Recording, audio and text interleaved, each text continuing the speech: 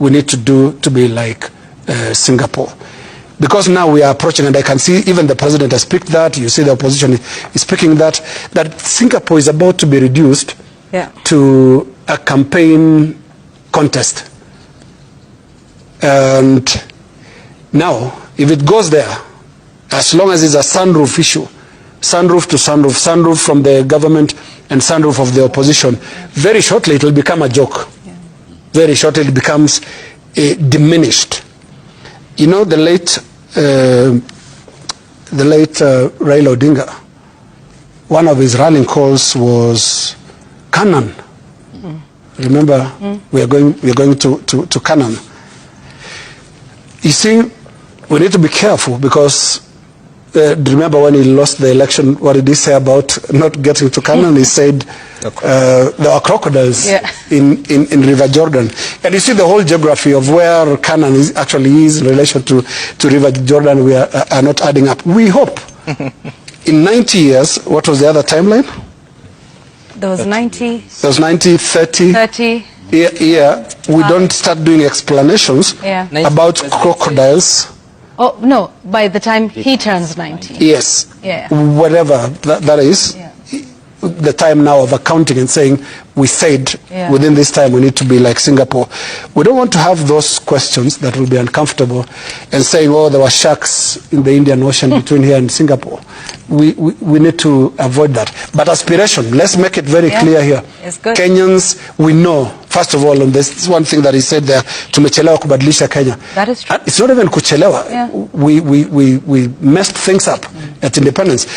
Most of these Asian tigers that are ahead of us today were actually at the same level with us in the 60s. So our politicians messed things up.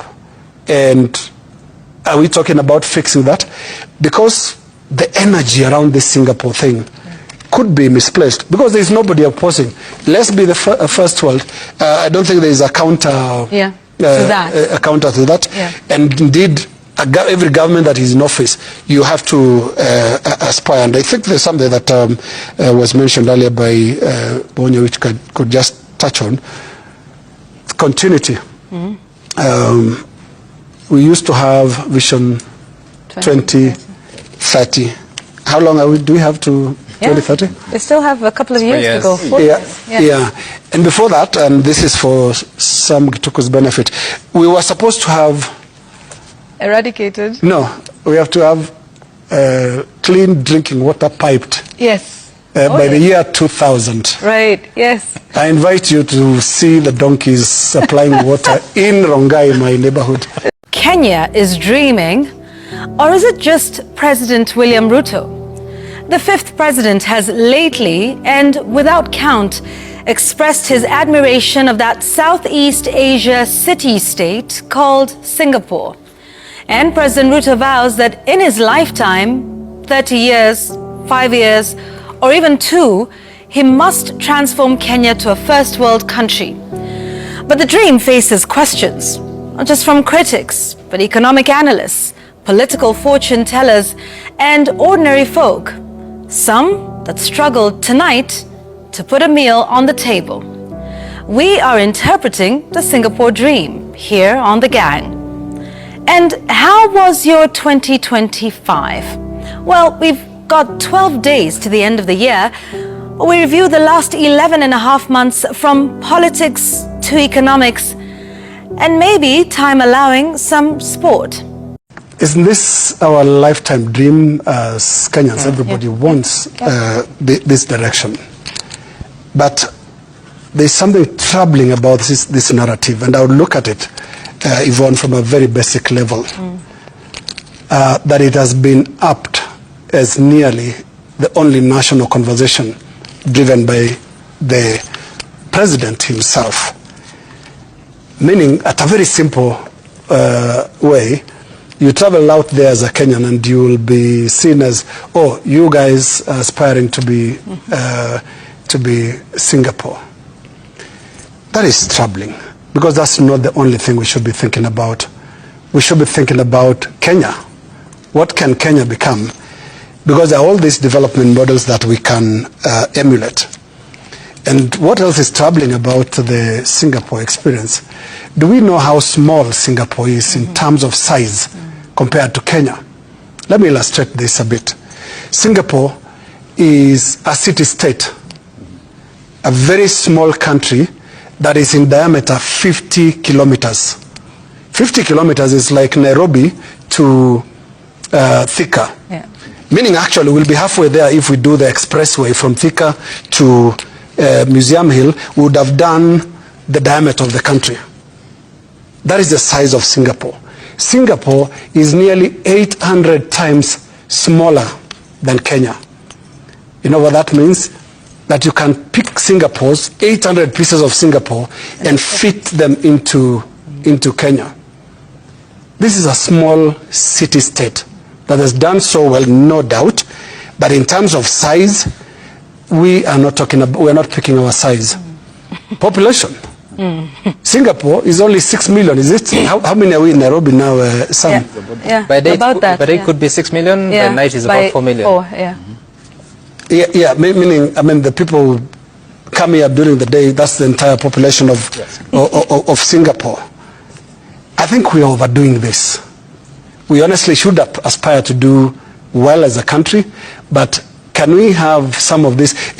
And you know, Canon, when we look at economic and development models at a government level, and in fact at a position of president, I don't think it's something to be loud about, to come out here and say, now we want to become Singapore in terms of the economy.